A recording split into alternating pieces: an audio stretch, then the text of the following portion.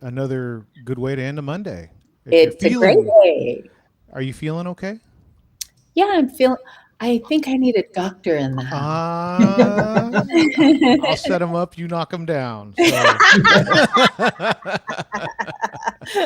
we are putting an end cap, a bookend to our Monday by sharing time with Dr. Samoa. Dr. Samoa, go Yeah, ahead, Naki. You got the I think official words. Go ahead, Naki.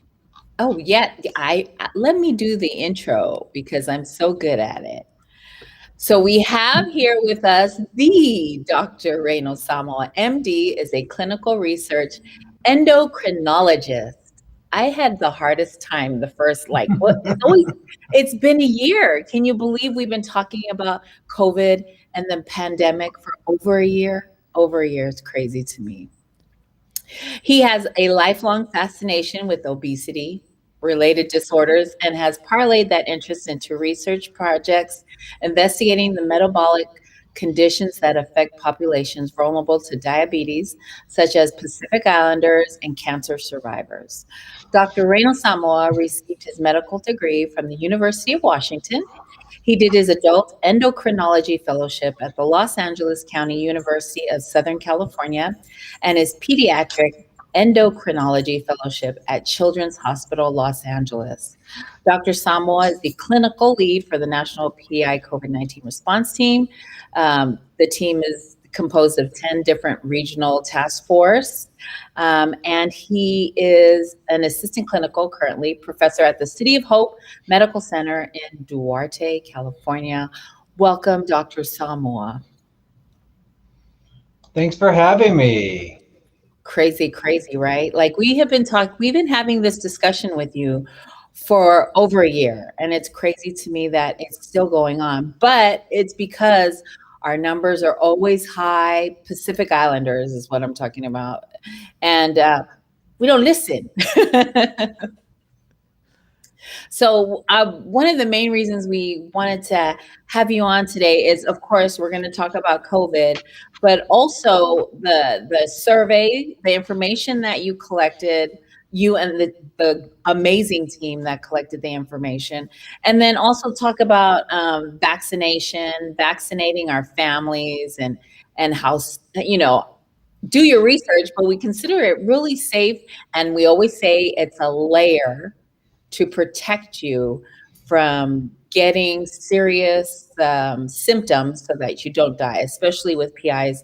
We have like a million underlining, health, everything. So, Dr. Samoa, one of the things before we started, we were talking about the numbers and hesitancy for the vaccine. Any idea, any clue why, or is it misinformation? Well, what is your opinion?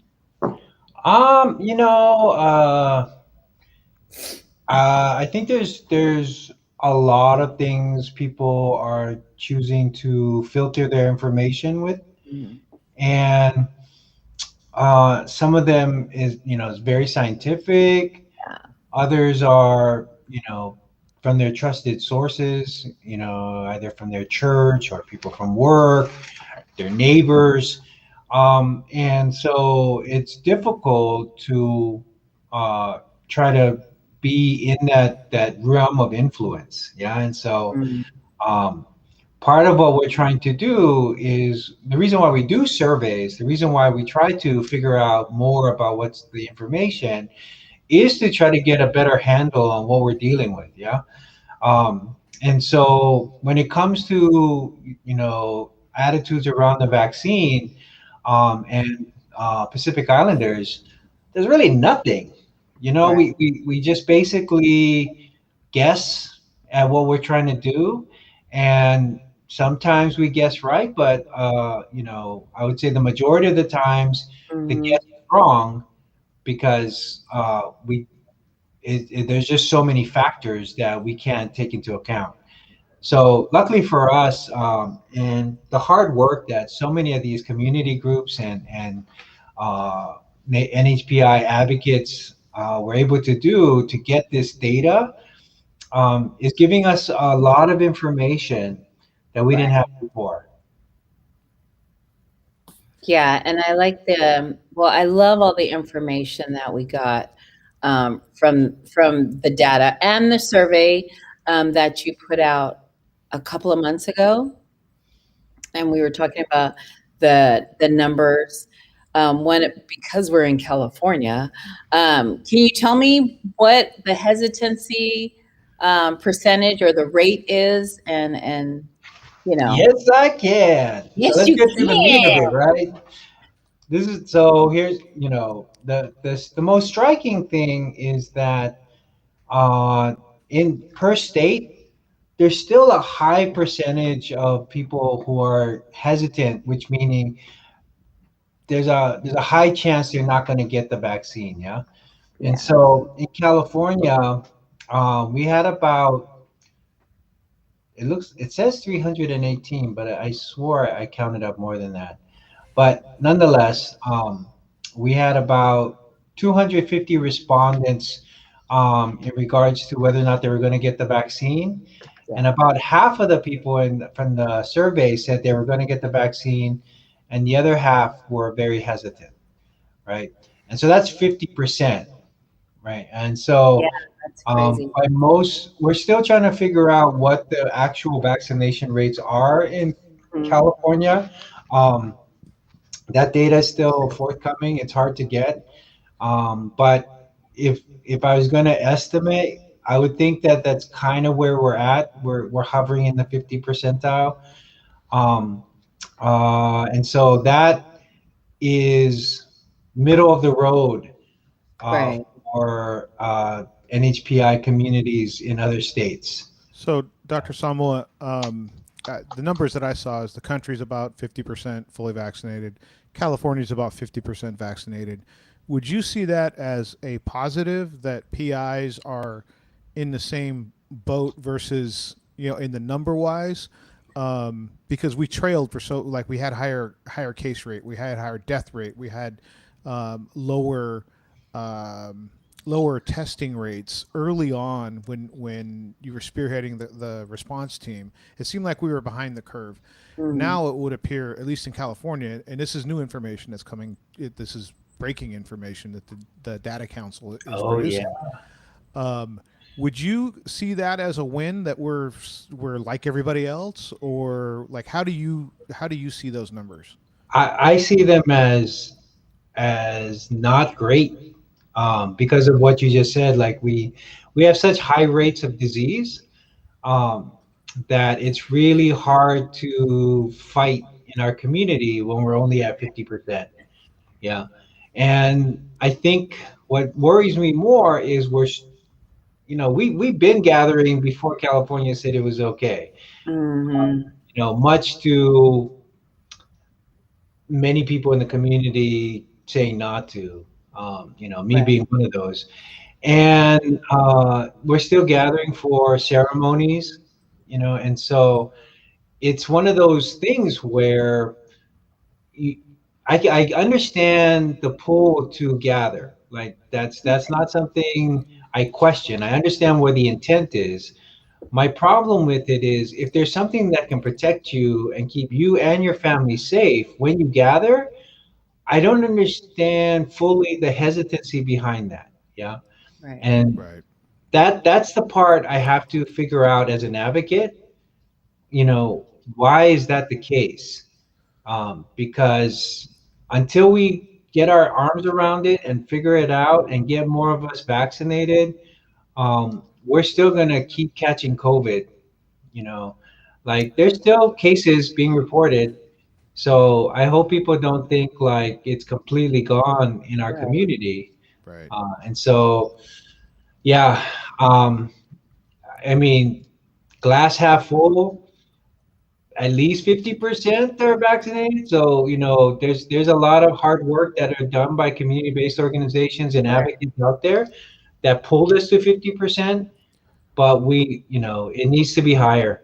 So, if I'm hearing you right, because of the challenges and the multi-layered health issues that we have we can't be satisfied with being with everybody else. We've got to be, if the country and California is at 50, then the Pacific Islanders in California or Pacific Islanders in the U.S. should be above 50. Like we should be at the other end of the leading it, not being happy that we're in the middle of the pack. Right. Right. We're dying the most from it. We've suffered the most from it. And if there's a possibility to make that better, then you know we should like our obligation to each other is to try to do that. Um, One of the, maybe here's a small fact you might not know about me. I sold life insurance when I lived in Hawaii. Um, and one of the things they taught us in training was a confused mind will most likely say no. Mm. So if you haven't given them enough information to make the decision, they're probably just going to say no. If they're confused, if they feel confused, if there's somebody else in the room that's in their ear and trying to say other stuff, they're going to be confused and most likely they're going to say no. Do you think that, and I know we're going to get into the numbers more in detail, do you think that applies here, that there's people that maybe in their ear, or there may be misinformation or something in there that's making people um, confused, so they're saying no? Or do you think that parallels or that correlates at all? I think people project their fears, um, in whether or not they have the information in front of them. Hmm. So, you can be told by the world's expert, and if your fear leads you to make your decisions, you don't care what that expert is saying. Um, and so I think what people are meeting up against is you have people that are already afraid, um, because this has been a very traumatic year, and you're getting people exploited because of that, right? Like the thing that always bothered me about people who would comment about vaccinations, like in Samoa, the measles outbreak in Samoa that killed so many children. You know, the anti-vaxxers came out and they were just bombing sites that any type of like health forum or any type of advocacy that was being done, these anti-vaxxers would just completely take over, Right. right? And we tried to crash the system. And the thing that I don't get, right, is those anti-vaxxers don't care whether or not our people died. Right. They just thought it was a means to an end. The not giving people vaccines was more important than people dying. And that's what I struggled with. I was like, there are people who have dedicated their lives to keep our community healthy and alive, and yet you don't listen to them. You're listening to the person that could give 2 cents whether or not somebody in your family died. Exactly. That's the part that hurts me. You know, uh, like on many different levels, is the just complete signing off to someone who does not give a damn about you Right. or your family. And so, That's yeah. one of the I always said in my mind with the vaccine, like, I don't know, smallpox, or big, like, diseases that killed hundreds of millions, like millions of people. And I Hmm. always put it in my mind this way, that really smart people, like extremely smart people, worked extremely hard over generations. Like generations of extremely smart, genius level scientists worked lifelong and committed themselves to that, and they came up with a cure. They came up with a vaccine. They came up with ways for that not to populate the world and kill tens of millions at a time. Like, I just don't get um, why I would think that, to your point, like, the world's leading expert is saying this. Smart scientists worked generations to come up with certain things, and it's there, yet some people still choose not to use it. It kind of, it baffles me. Yeah, and when the kids stopped dying, they were still going at it. It was like they didn't care that things got better. They were just hurt that the vaccines were being given out. And I was like, you have somebody who cares more about the vaccine than you. And yet, for some reason, you want to get into the same canoe as them, Right. you know? Right. And were Uh, the numbers getting higher or I don't know, for the kids, like in the middle of the pandemic, they were saying that the kids, their numbers, or it didn't matter what age you were, COVID-19 was not selective. You know what I mean? Joseph is honest, says you have a clean cut, Carl. Thank you very much. Hey, when it's already going, it's time to cut it short. Yeah. But no, the you mean the COVID numbers? yes, So kids barely got tested. right. Like rarely ever did NHPI kids get tested. There was a point where a lot of the new cases in Arkansas were pediatric, right? Mhm. And so that was probably the only effort I remember seeing where they talked about children, any Pacific Island children. Other than that, there's just not a lot of good data, Right. um, because uh, usually if kids are sick, um, parents didn't want to really take them out of the house unless they needed to. And then when they showed up to their doctors, doctors rarely tested children because, usually they had better outcomes than adults. And so they were like, I don't know if I want to waste the test if we're not going to do anything.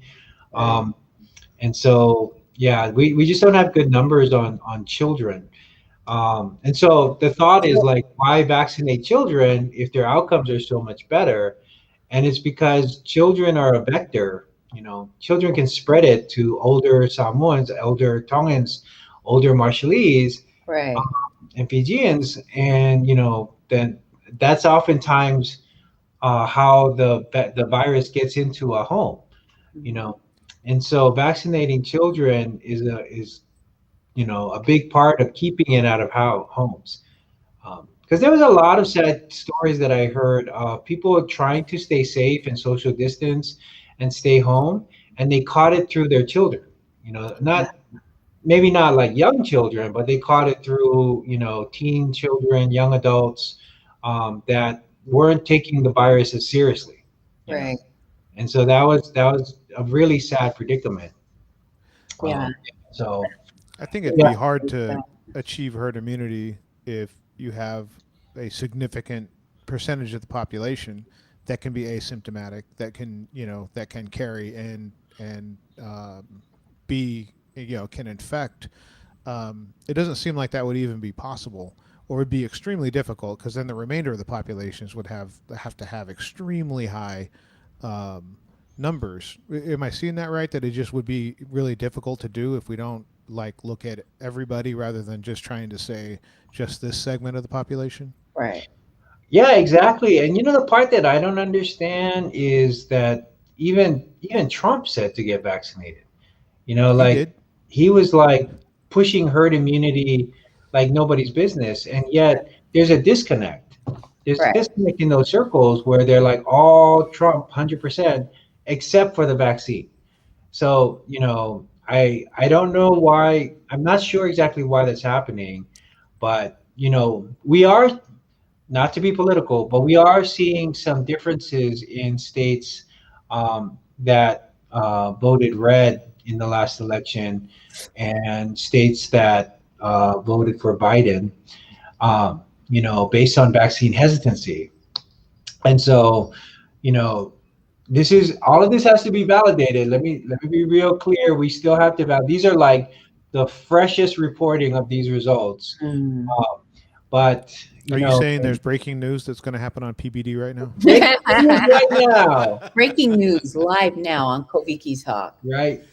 But right now, our preliminary data numbers show that, like in Arkansas, over 70% reported that they were hesitant to get the vaccine, and in Utah, it's about two-thirds, about 66% almost that Mm. were hesitant.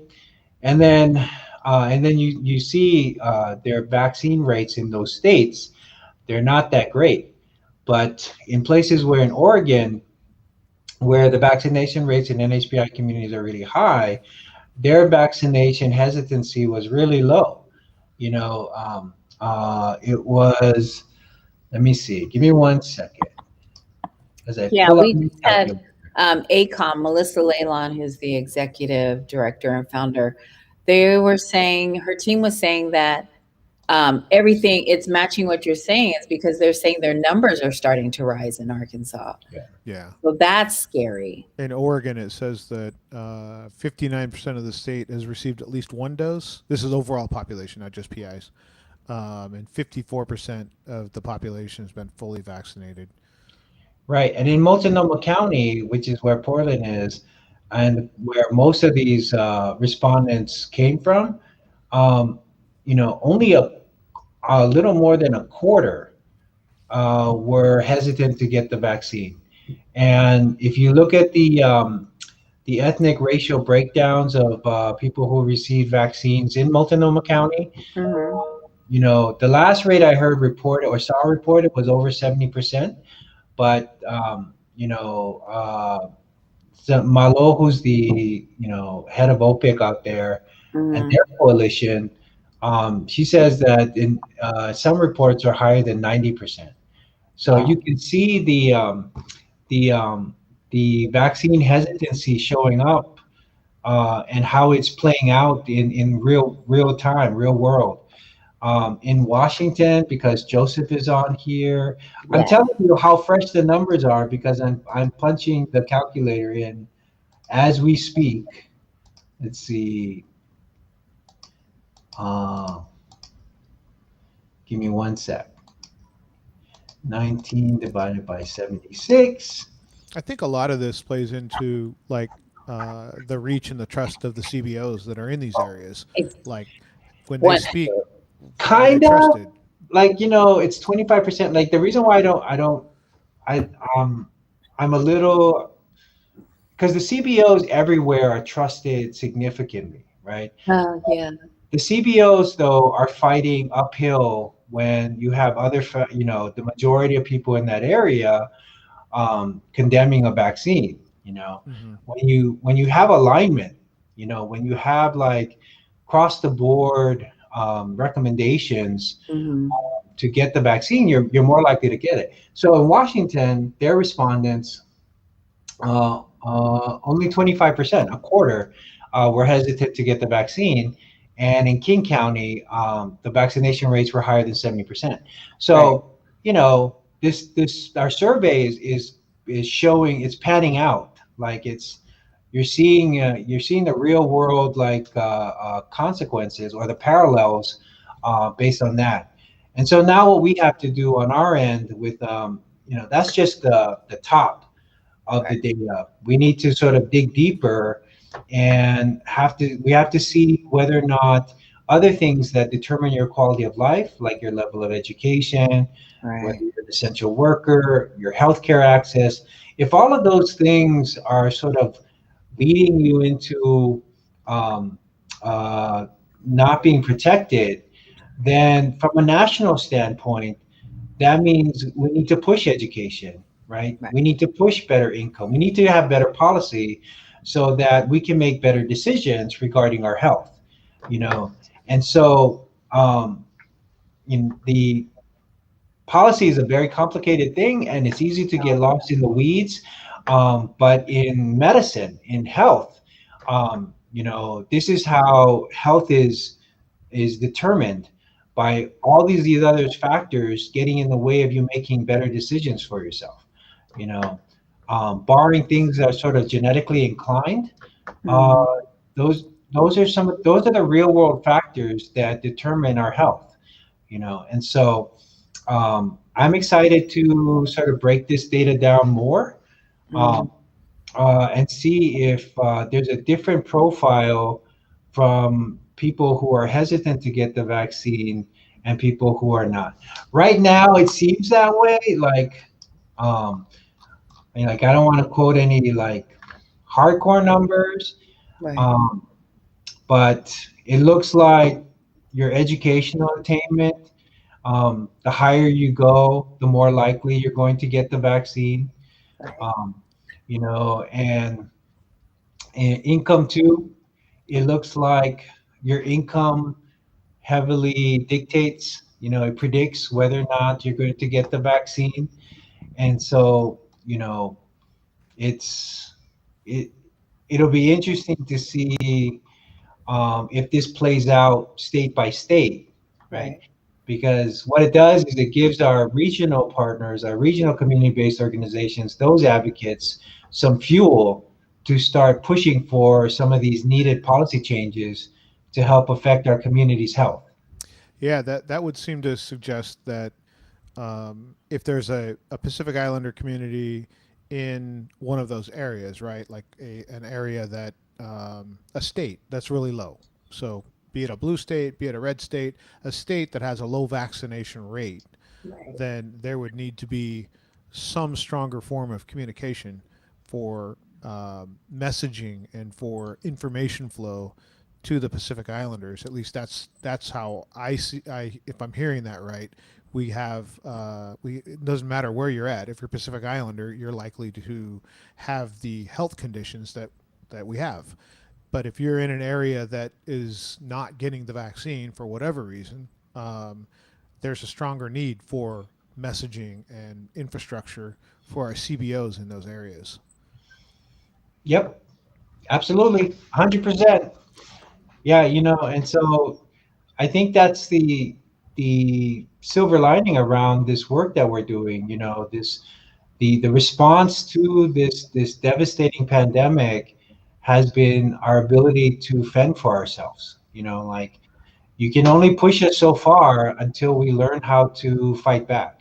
Yeah, Right. and so the ability to sort of break down these components that are driving the numbers up, uh, Hmm. that's something that we had to do, right? That's something led by us, and it's us all the way, right? Yeah. Like, it was us who had to go push people to do the survey. It was us that had to design the survey so that it mattered. Like, they were looking at things that actually mattered to us. It was us that had to look at the data results. It's us that have to communicate the results. Like, who's going to read the op-ed? Like, if Yeah. when I finish this and I submit it to the New York Times for an op-ed, who's going to read that? Nobody. But you know what they're going to do? They're going to listen. They're going to listen to Yeah. Koviki Talks, Yeah. right? And they're going to go. Somebody's going to mention to them like, oh, the vaccine rates are low and yada yada, and they'll be like, I know that already. I heard Right. it in Koviki Talk, right? Right. And so that's where we're 360 on this thing, Right. right? Like, our hands are on the wheel all the way throughout, and that's something that's not happened before, like, and that's a playbook that we took out of the Pacific. When they're able to sort of manifest their own capacity and drive their agenda, Hmm. they have community health clinics back home. We don't have them here. They have surveillance programs at home. We don't have them here. Like, granted, they have a lack of resources in regards to, like, physicians and medical professionals and specialties. But what they're not lacking is data.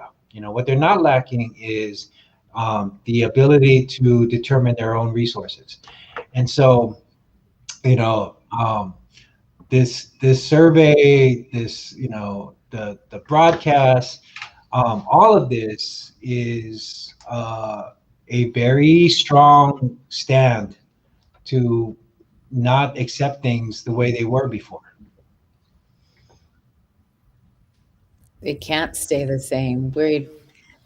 It can't. Before you didn't even see us. We weren't. You didn't even know we were. I mean, we knew we were here, but the government didn't know we were here, and we had to fight for those numbers and the county level, and now the state level. Which, by the way, the response team, your team, has done a great job of disaggregating all the numbers and getting them out there, which I really appreciate because everything is data, data, data, data. Whatever, however you say, it's just crazy that we need this information in order to be seen. What we've been here the whole time. Um, with the we're we're really our big push right now is to get the youngsters um, vaccinated, 12 years and older, and that. Are you finding that, or is it like right now it's just Pfizer? Do you think that Moderna or Johnson and Johnson is going to be, why just Pfizer? Do you know? Why just Pfizer for the Yeah, the 12 year old. 12 and under? Hmm. Mostly because they got their paperwork in first. Like, Ah, and the reason why they were able to get their paperwork in first was because they were out longer. So there was more data for them to pull on to say, hey, this is um this is safe and yada yada yada. So it should be able to be used in children, at least those who, like, because the predominance at 12, there's a good deal of pediatric patients that have, like, started transitioning through puberty, yeah, um, and so the thought is they should be able to withstand things adults withstand for the most part, if it looks safe in adults, right? And so I think the numbers have come back for the most part looking safe in adults, and that doesn't mean like people haven't gotten really bad side effects, but you're talking that the numbers are really low, you know, right, and so and death from the vaccine still has yet to be somewhat reported directly. right, There are some cases being investigated, but when you compare that to the number of people who've gotten the vaccine, um, you and know, are fine. yeah. And so I think that's the thing people like to sort of harp on, is that they keep saying, well, people, I've heard this reported, people have Mhm. died from it, and there's no real good, like, source. But you don't need a source, because if you already are afraid of the vaccine, all you need is somebody to, it doesn't have to be an expert. It doesn't have to be like anybody that's any standing in medicine or science. All somebody has to do is echo your fear, and that's what you're going to stick with. Right. Or and especially in our community, we know someone Yeah. that has had it or someone that has passed. I don't um in my circle, I don't know anybody that doesn't didn't have a family member that passed from Yeah. COVID. So that alone to me, I'm an advocate for the vaccination because I was severely ill with it, but I also don't want my husband to die. I don't want my kids to have any kind of symptoms that I had. So I really, really can't even express into the words that I need to have our community get vaccinated because of our Oh, multi-generational homes. You yeah, know, and absolutely. and all our underlining, gout. If you have gout, you need this. If you got diabetes, you Right. need that. You know what I mean? Like you need the vaccine to live if you have any kind of underlining illnesses. I got that from Dr. Samoa many, many moons ago. I listened. That's the part I I listened. don't, that goes against, like, my understanding of how we pass on vital information, right? Like Right. I hate cleaning fish. I hate it the most, right? Ooh, But the reason why I was taught how to clean fish was so that I don't get sick when I eat fish, right? right. And so, that's something, was taught to me to keep me safe. So my kids, they're hard headed, but they still wear their mask in public, right? They, even when they told, like, we went to North Carolina, and ain't nobody wearing masks in North Carolina, Right. and my kids and me, we're wearing masks, and I think part of it was when I got sick really early on, they were, I think they were somewhat afraid, but Right. when we talked to them and was like, If you listen to the recommendations, they work, right? Nobody else got it in our family, and because we took the precautions. Right. So if that's a, because to their credit, they're kids, and so they, we were waiting for all the complaining about, being home, not being able to go to sleepovers, not seeing their friends as much, and they didn't, Yeah. and I think part of it was because of what they're being taught about how to keep them and their family safe. Right. We're getting not as much resistance, you Yeah. know. And I think too with your kids in particular, you were somewhere else for almost a month, Yeah. uh, you didn't go home to be safe, so you stayed in a different, outside of your home. So for them Mhm. not to have you there, I think that alone, I believe is, really helped, or I don't know, really helped with them being careful because I they don't think that, want you away from home again. yeah. Well, I think that kind of helped my parents too. Yeah. Like, I think they needed something severe. Like, until the first death happened in our family, they needed that sort of recognition of like somebody understanding COVID and the precautions. And so then they were able to sort of deal with, like, because them, Yes. they love being around people, They are so social. They're so cute though, but they completely. did really good of trying not to socialize. I know like I went to go visit them while I was in Las Vegas, but only because we were super careful and we get tested, me and my family, and you let us go to the house. You're not even in Vegas, but Reno said you can come over because you're, you know what I mean? And it's just, Yes. it, I know they're being careful. So yeah, because we right. screened. Like, I don't know how many times, they had to not give their address out. Hmm. They never gave. I think you guys were the only ones they gave address out to, because they just moved to Las Vegas, Yes. and so they kept it under wraps until they got vaccinated. Yeah. And so it looks like you got a question. It says from Maria Tupua. Hi, I was just wondering if county healthcare systems are offering vaccines for homebound folks. I have the luxury of working for Kaiser here in Northern California, and we offer this service. All right, Maria. You go, girl. I know that some CBOs are like literally knocking at people's doors with healthcare workers, but not all. Are you finding that to be more or less, or it just depends? I think it's less. Yeah. Like Maria, like Kaiser's doing it because people are purposely not coming in, and I think Kaiser are, just recently have they started opening their doors again to seeing patients. And so there was a long period of time where people weren't coming to the clinics and the hospital. Now that they're opening again, there's still some hesitancy to come in to get the vaccine. So, getting out there and providing vaccine to people who can't come in, Mhm. that's going to be a huge part of this. I also know that, like, it's very difficult for communities who aren't accustomed to navigating like vaccines and stuff. Yeah. um, it's hard for them to find it.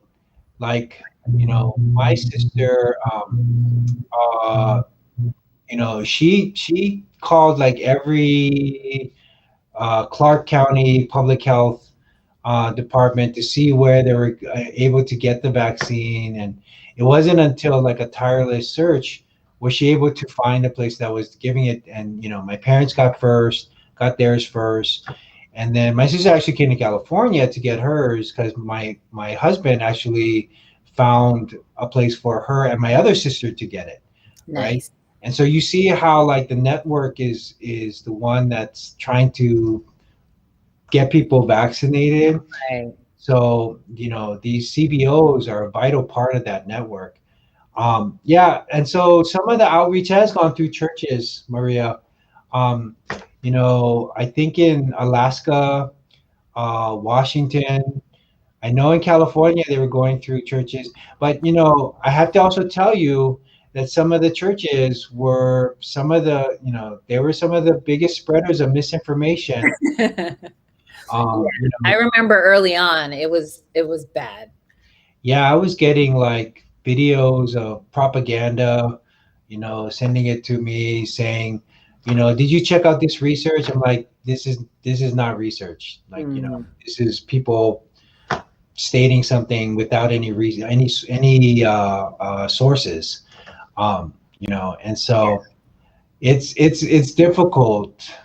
So part of our working with churches, because we also, like, churches are not a monolith, yeah, right? Like, we worked with some really well-meaning church leaders, and they too had to navigate, right? They too had to sort of like try to navigate some of the ignorance and try to push forward like their advocacy to help their community. And so, you know, one of the good things is that there's a group now to help support them. You yeah, know, so whenever a FIFAO or any other type of church leader reached out to the CBO, that's an extremely potent and powerful combination. it really is. Because then it gets the fight the hour, the pastor gets the proper information, gets the information for resources that their congregation needs or needed. But I did notice as like within towards the end of the year that a lot of pastors were starting to get the right information and sharing it with their congregation and really listening to the CBOs and doctors like yourself that are on everywhere. You know what I mean? It's like I think it really hit home too to see a lot of their congregation passing away from COVID. Every time you turned around, there was as sad as that sound, there was a funeral going on. So I think they became a really great advocate for getting tested and now getting people vaccinated. Yeah, yeah, exactly. You looks like you got a comment. Working with faith leaders is definitely a big effort. Yeah. Oh, that was Ooh, yeah. I that's a responded to Maria had pointed out that it's a outreach could go through the churches. That's a great point. That Right. is a lot of where we get our information, where we look for leadership, where we look for guidance. Yeah. And there's been some faith leaders that have been absolutely 100% on board, and we've had them on the show, and they've spoken about how to practice your faith safely and those kind of things. So there was some misinformation out there early on, but there have been a lot of faith leaders that have been with us lockstep the Mhm. whole way. yeah. Do you see the numbers that the newest batch of numbers? Your overall feeling, was it encouraging, or was it kind of showing you what you thought you were going to see? N- Uh, Numbers in regards to, Vaccination hesitancy. I mean, oh, that was kind of the big batch that was coming through. Was it? So I'll give you the example. Is I think we kind of knew early on that the numbers were going to be bad. Like there were whispers already going through. Like Mm, I think they're bad, and then we finally got the data, and a lot of us went, yep, like that's what we thought. So the data wasn't really surprising. Is what you're looking at now, because it's new information, it's new data. Is that stuff that you kind of validating thoughts you already had, or is it new? Is it something that you weren't expecting? um, so the data preceded the mm, Mm, vaccinations, like for the most part, because I think a lot of people got vaccinated after April. mm, Um, and the survey was basically conducted mid to the end of April, or mm. actually no, it was even sooner. It was earlier than that, because that's when we finally like tallied up all um, the data. was in April. I think we closed survey at that time too. So a lot of what we saw was preceding. Yeah. So when the vaccination rate started to come out, and by the time I saw the data, it was mirroring, they're parallel. Um, so I don't know if I I don't want to say I wasn't surprised, um, but it was very interesting to find out how well the hesitancy data was paralleling the vaccination rates, Hmm. right? And so the reason why that's extremely important to me is it validates our data collection, right? Right. Because one of the problems we talked about, we talked about this over and over and over again in many different aspects and many times on Koviki Talks and FICA, is the need for data, like meaningful data. And one of the problems people always run up against is like these data collection agencies or these data processes, that are put in by counties and cities. They just don't work for us. Yeah. Like, somehow they magically work for COVID, but and they sort of uncovered the ripped off the band-aid on data for us. But as far as like anything other than that, like COVID rates, Yeah. um, data is extremely hard to get in our community. Yeah. So this little experiment we did, where we leaned on community, engagement, trust equity of community-based organizations, it worked. Like, it shows us that what we get will has meaningful impact. You know what I Right. mean? Like, if we got data before the vaccine, before the majority of people got vaccinated, and we were able to predict it, we're able to show that the trends were following it. It Hmm. means we can do this with diabetes. It means we can do this with cancer. It means we can do this with HIV. You know, With and so everything. it's time for these like agencies and to start investing. To start investing in community-based data collection. you know and so my hope is that the publications that come out from this, and a lot of the reports that we put out and the op-eds and everything, that they start to change people's opinions about data collection in the community, because we take a hit because people don't really give a lot of like thought about communities being able to do something sophisticated like data collection. Right.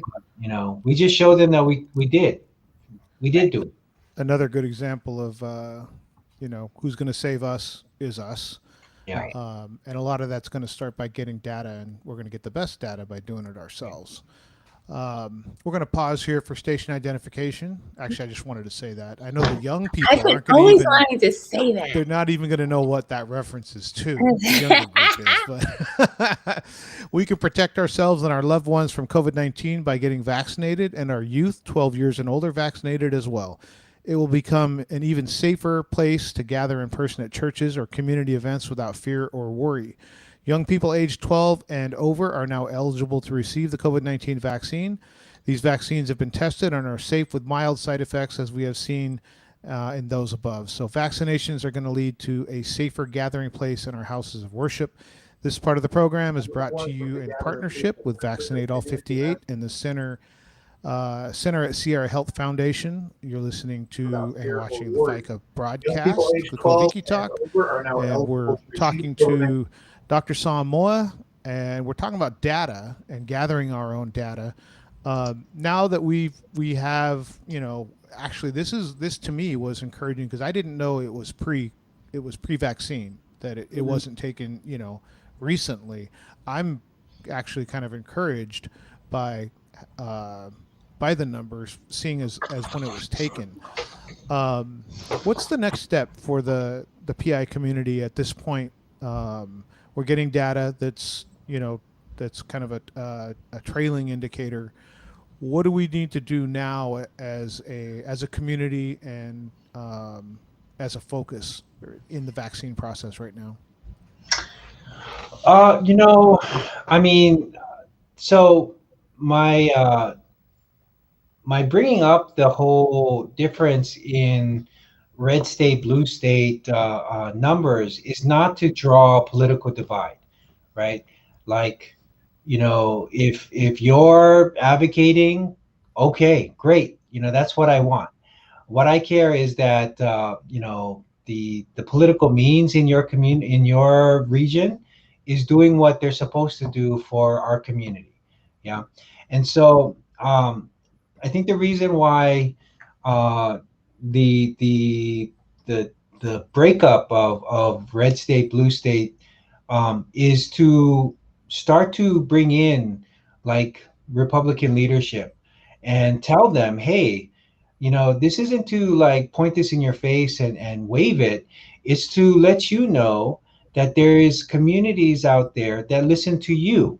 Mhm. And they may not listen to me because they're not listening to me, because if they were, they would have got vaccinated. They wouldn't be hesitant, but they're listening to you, right? And so in those places where community-based organizations that are trusted, and the leadership, the political leadership in that area is also pushing for vaccines, you're getting higher vaccinations.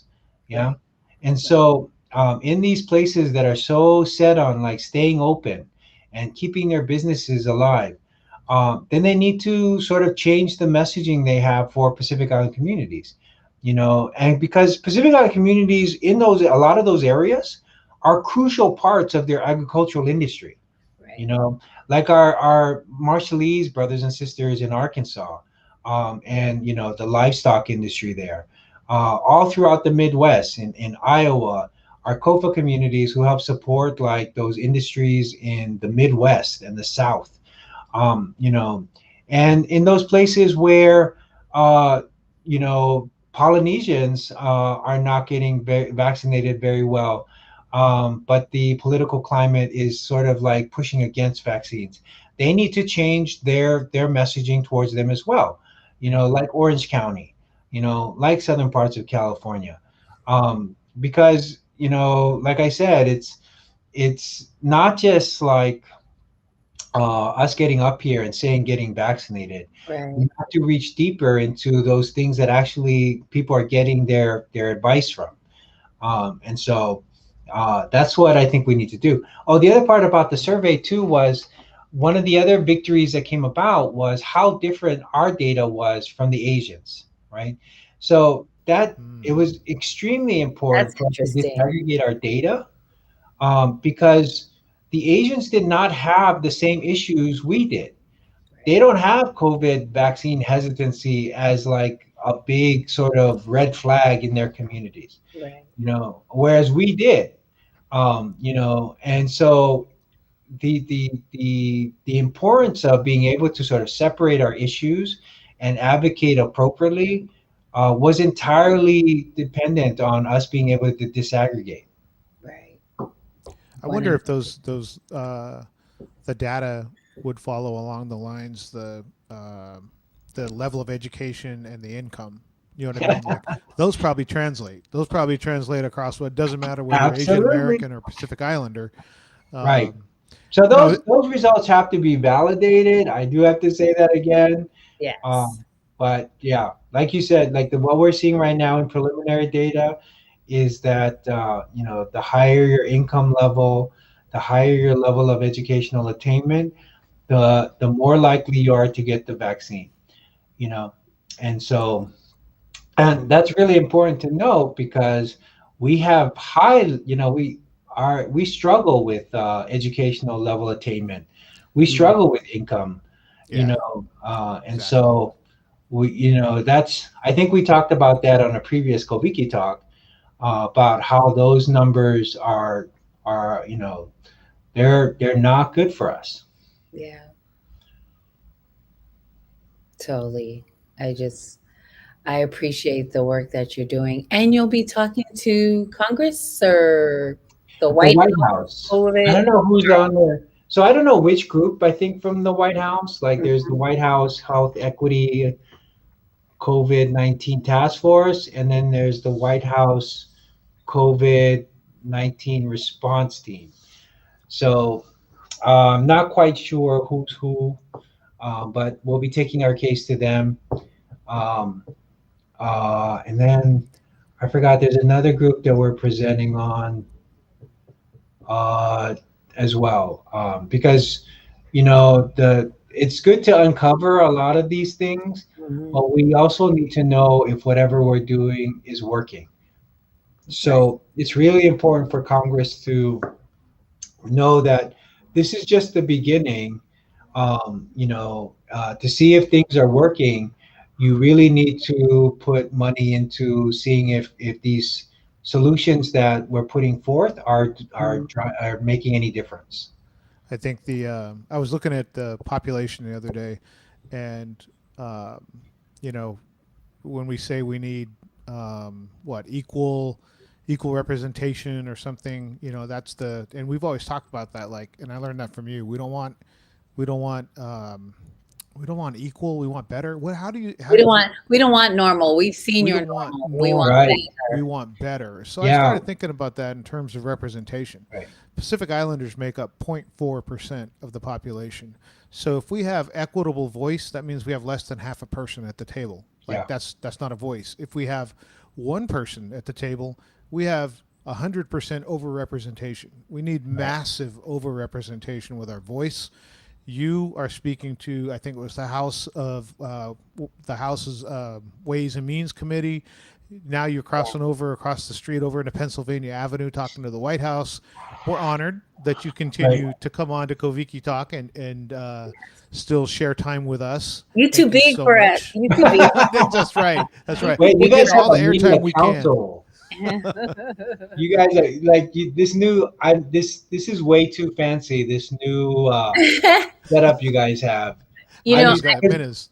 one of the things that I'm proud of the beginning of COVID is that you took the time to come on FICA to talk about PI, the numbers, where nobody else was talking about it.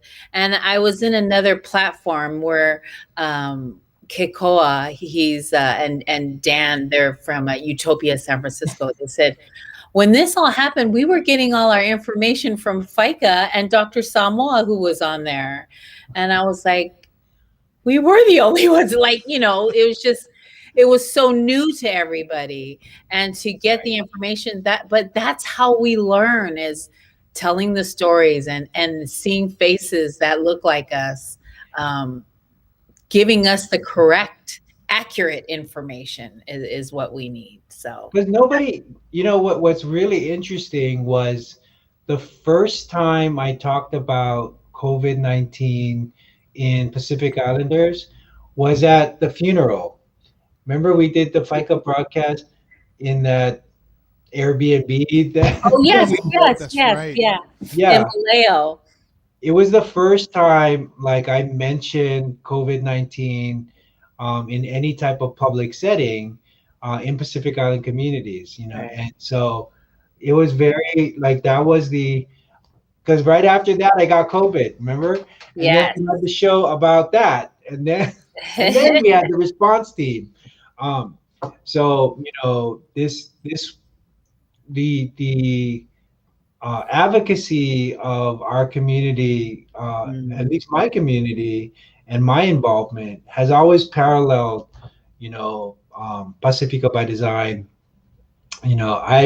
I've like got on the bus that you guys were driving, um, and I'm just so happy that so many more people get to hear what you guys do, and advocate. Yeah, because yeah, it's been a really interesting journey for us, Yeah. so I'm excited to see what more comes about. Like if I would have told you guys what we'd be doing in Mhm. February 2020 Right. now, you guys would have stopped talking to me. No way we Right. would have believed that. No Yeah, way. it's just this whole year of trying to help our community and get the resources and give them the right information. It's been really a blessing to sit here and watch everybody come together and want to help. So as sad as the pandemic has been for me, it's been a beautiful thing to see the Pacific Islander community come together to save our lives. So, and I really am grateful for you coming on when we ask you to, at a drop of a hat, Oh, to share the information. And the survey is huge. And so I'm grateful to have you on. I thank you so much for coming on this evening, Dr. Samoa. We're going to let you thank go you for home. having me. We're going Thank to let you go. you. He's still in the office. That's his office in the Yeah. background. That's his office in the Thank back. you so much for having me. No, it's always a pleasure. Thank You you. know, talking it up with you guys. I'm extremely humbled at the opportunity. Well, So, you know, you've been at the I front of this the whole way. Yes. You got the response team together. Mhm. You've pushed, and you've led this thing from the beginning, and you're continuing to do it. Now you're, talking on Capitol Hill. You're across the street of Mhm. Pennsylvania Avenue, and we still get to talk to you on our show. So Yeah, we I know. appreciate every minute that you give us. I Yes. know that I'm sundowning. I don't know how people keep You forgetting you I'm keep talking sundowning. about that. Someday it will happen. I'm praying for you. I'm praying for you that that will Well, happen. the response team was just that. That's what it was, a response team. And Yeah. we responded, and we responded better than I could have ever imagined. And Yeah. now that the infrastructure is in place Mm, for us to transition out of response to advocacy, right. we're moving into that. And so I'm blessed to be around people that are understanding that it's more than COVID. Yeah, like, and so you and Carl and the Media Council, Malo and the Research and Data Council, Yes. um, Joseph and Naopo Policy. and the Policy Council, and Melissa and the Policy Council, Josie and Bahina. These are Sherry amazing. Daniels. Yeah. Sherry Daniels and Mhm. all the Papa Lokahi. Right. These are it's you know you can do things in as an individual, Mhm. um, and we'll go fast, right? But when we do it together, we go longer, uh, Right. and farther. And Yes. so it's been humbling watching you guys develop and trust each other to get into the canoe and go somewhere. And so I'm very comfortable stepping down in a lot of places and going into areas where I'm more skilled at. Yeah, and so I know because my kids think I'm like this social media hound, that I'm like, you know or just media hound, where people, and that's, I think you and I talked, like the first show that we talked was like, I don't particularly like public speaking. Right. Like, that's not something I'm completely jazzed to do, but I'll do it when it's needed and necessary. So it's funny, like sometimes people will like ask me to do stuff, thinking that that's my goal. They're like, "Oh, can you be on this podcast, or can you do this promo?" And I'm like, "No, like that's not what I do." Like, and so yeah, We but appreciate you. the nice thing now is there's people I can refer to. I'm like, Yeah. no, you want this TikToker, you want this artist, you want this, Yeah. you want this health advocate. Like, there's people that in our community can fill those roles. And so, Yeah. all right, thank you so All much right. for Thank having you me. so much. Love you. Thank you, Love Thank you. everyone. you. We'll be back Monday. We're here normally Monday, every Monday at 5 p.m. Come back to Koviki Talk. We'll see you then. Thank you for tuning in. Thanks, Maria. Rhoda, go to sleep. Loretta wants to go to the White House. I know. That's very important. I'm gonna have to push her wheelchair. That's